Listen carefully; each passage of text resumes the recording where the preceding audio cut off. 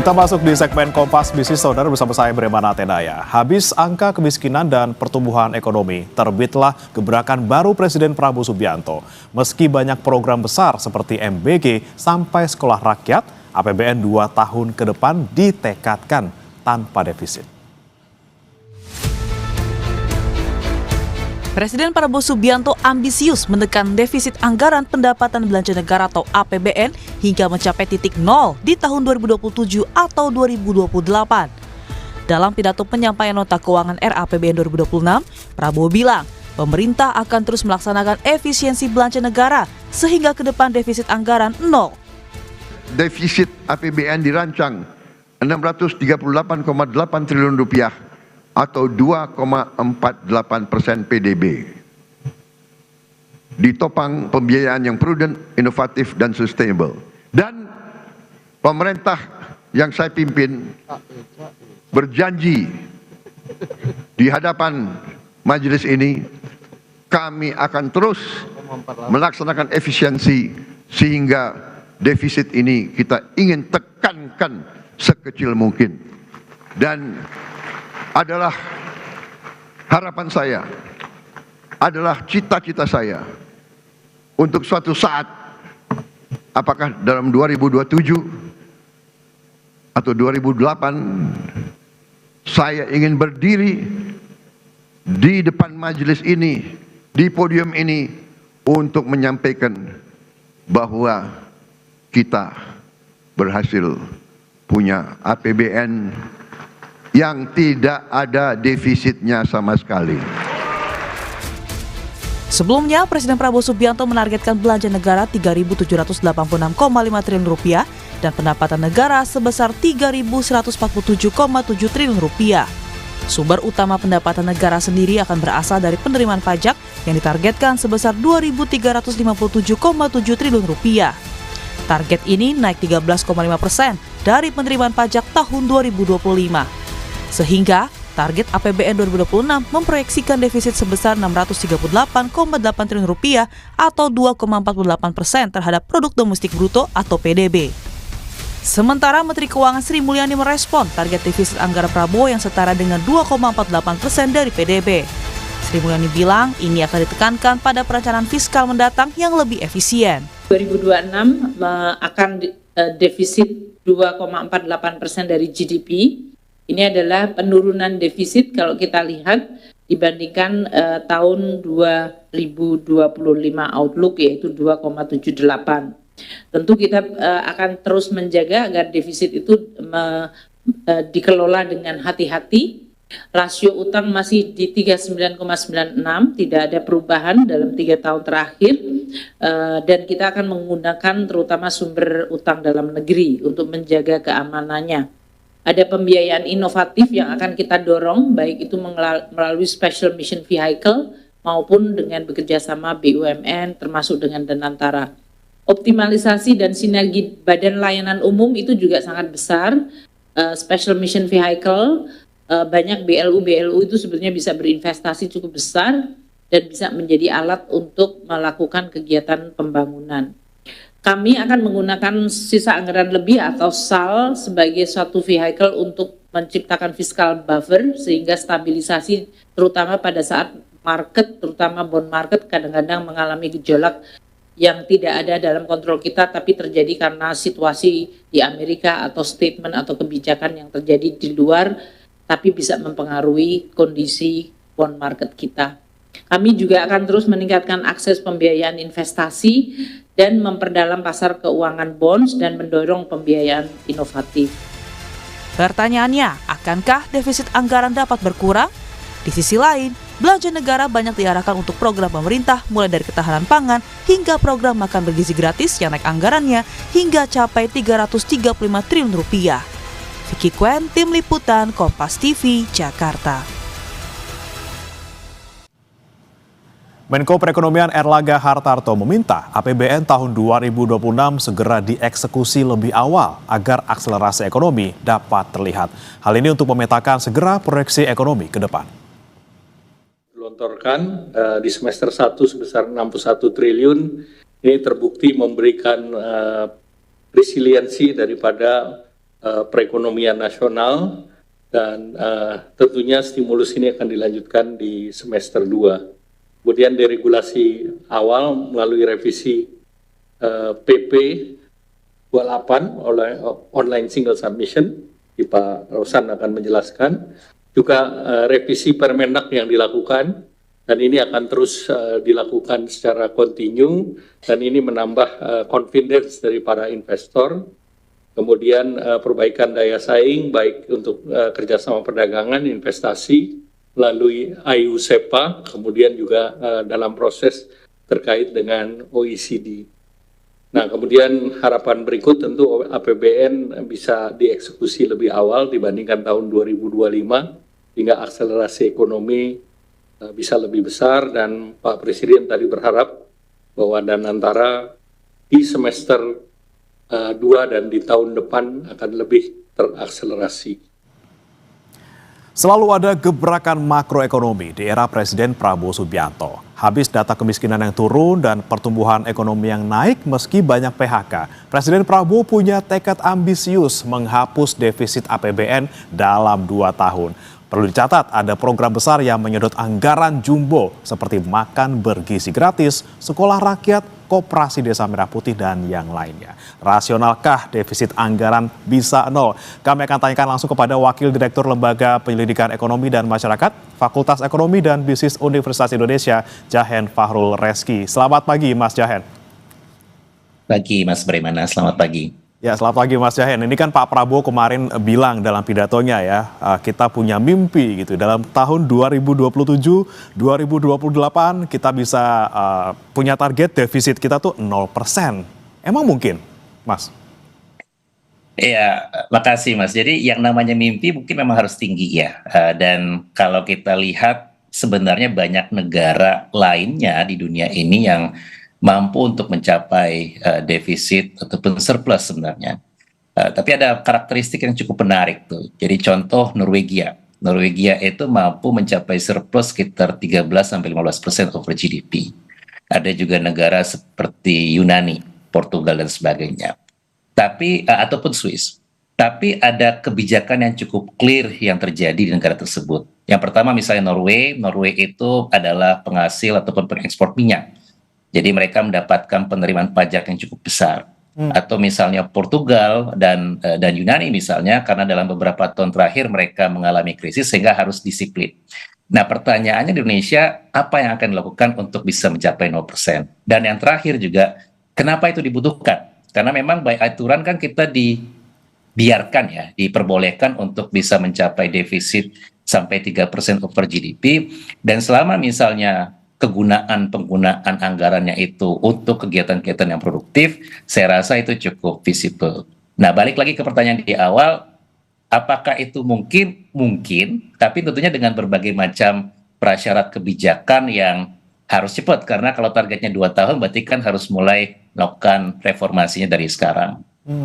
Oke, berarti yang dilakukan harus apa nih Mas? Mungkinkah kita hanya ke efisiensi anggaran atau kita memperbanyak penerimaan negara? Karena utang kita juga nambah nih tahun 2026 sampai 781,86 triliun. Iya benar, jadi yang namanya kalau kita pribadi kan ketika pengen antara pendapatan dan pengeluaran itu sama, either 2 hal. Satu, pendapatannya dinaikin sesuai dengan pengeluaran, atau pengeluarannya dibuat sesuai dengan pendapatan kita. Nah, pemerintah itu pengen memilih hal yang sama karena kedua kebijakan tersebut akan punya implikasi yang sangat besar. Contoh, ketika kita misalnya ingin meningkatkan pendapatan, berarti effort dari pemerintah untuk collecting more revenue akan semakin besar. Sedangkan kita juga paham dari sisi perpajakan pemerintah punya problem yang cukup banyak ya. Di sisi yang lain, kalau memangnya kita pengen menghadapi budget yang surplus ya ataupun nol defisitnya, berarti pemerintah perlu menurunkan spending di banyak hal. Dan ini cukup anomali ya Mas Bremana, karena kan kita tahu pemerintah punya 8 agenda prioritas yang itu membutuhkan banyak sekali pendanaan negara. Jadi saya juga agak cukup sulit membayangkan mana nih pilihan yang paling gampang dilakukan. Karena tadi Presiden dan jajarannya punya kebijakan yang sangat bombastis, ya, sangat populis yang membutuhkan banyak sekali pendanaan. Tapi di sisi yang lain juga kita masih punya problem yang cukup besar di di dalam generating pendapatan yang lebih banyak. Jadi kalau misalnya ditanyakan ya, yang paling gampang sebenarnya menurunkan pengeluaran. Ya, karena kan itu yang ada domainnya di pemerintah ya. Pemerintah bisa misalnya meng-cut beberapa kebijakan ataupun spending yang tidak terlalu penting ya.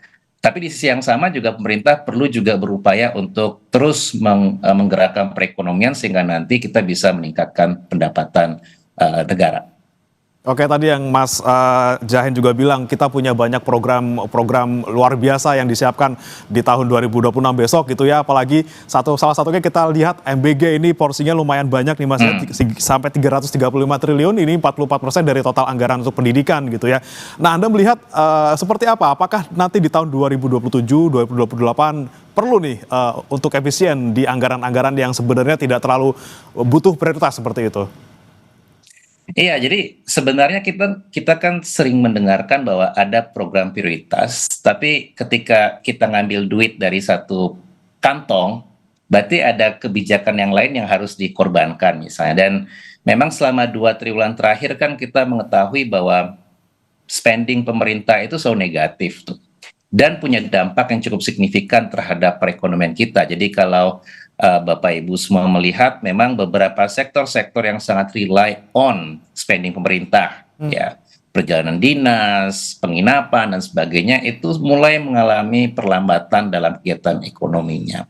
Nah, memang kita nggak bisa tuh. Jadi agak tadi seperti yang saya sampaikan, agak anomali. Pemerintah pengen antara pendapatan dan pengeluarannya itu sama, ya, 0 defisitnya, tapi di saat yang sama juga tidak berupaya untuk berpikir kembali. Ada beberapa kebijakan yang mungkin nggak perlu grande, nggak perlu besar dulu, pelan-pelan pelaksanaannya, biar nanti kita bisa tahu benar nggak harus sebesar itu penggunaannya. Dan termasuk tadi seperti kata Mas Bremana, MBG misalnya. MBG kan ini sangat menyita banyak anggaran kita ya. Tapi di sisi yang lain juga mungkin akan punya dampak terhadap banyak sektor-sektor yang tidak tumbuh karena duitnya dipakai untuk MBG yang kita belum tahu apakah memang bisa memberikan dampak yang signifikan terhadap perekonomian nasional. Oke, jadi memang harus ada yang dihemat, tapi ya harus strategis juga ya Mas ya. Jangan sampai yang dihemat yang penting-penting seperti misalnya anggaran transfer daerah yang turun signifikan untuk di tahun 2026. Tapi kita akan bahas setelah jeda ini, Mas Jahen. Tetap bersama kami saudara di Kompas Bisnis.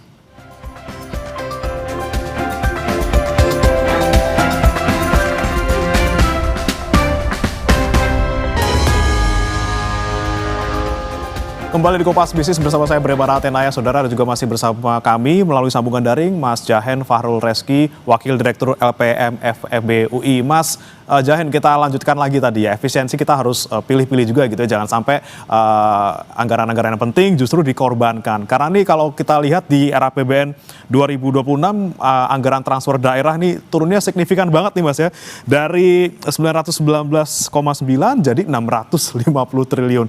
Ini dampaknya gimana nih Mas kalau misalnya ujuk-ujuk daerah ditransfernya berkurang ya segini besarnya? Iya, ini akan jadi masalah sih nanti Mas Bremana, karena seperti yang kita paham kan hampir 60-70% dari pendapatan pemerintah daerah itu dari transfer dari pemerintah pusat. Itu yang pertama. Dan yang kedua juga kita paham bahwa fiscal capacity dari pemerintahan daerah juga terbatas. Mungkin kita paham beberapa waktu yang lalu ada demonstrasi besar-besaran di Pati ya. Itu kan salah satu cara untuk meningkatkan kemampuan ataupun pendapatan dari fiskal dari local government. Nah, kalau misalnya ini terjadi, saya bisa membayangkan bahwa ada banyak daerah yang tidak punya kegiatan ekonomi sebaik daerah lainnya akan semakin tertinggal. Jadi kalau kita bayangkan misalnya daerah besar, misalnya Jakarta, Surabaya, Bandung, ataupun daerah yang punya industri, mungkin mereka nggak akan punya banyak masalah terkait dengan perpajakan karena mereka punya industri yang cukup well established. Tapi kalau kita bayangkan misalnya daerah 3T, daerah yang tidak punya kegiatan ekonomi yang cukup masif, once transfer ini berkurang, maka yang pertama mereka nggak akan bisa menghidupi ya kebutuhan daerah itu sendiri. Terus mereka dipaksa untuk mencari source yang lain.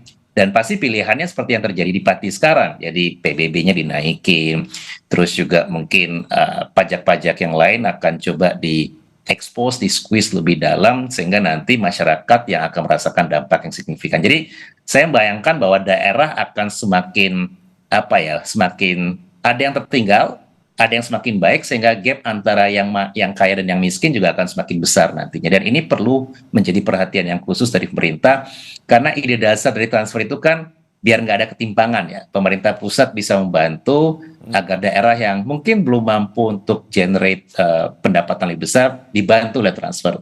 Tapi once itu dipukul rata, dipotong semua, saya cukup concern dengan kebijakan yang akan diambil ini, Mas Primana. Takutnya ada efek domino ke depannya ya, Mas ya. Tapi Mas Jahen, kalau kita bicara soal defisit di tahun ini, kemudian rancangan defisit di tahun depan 2,48%.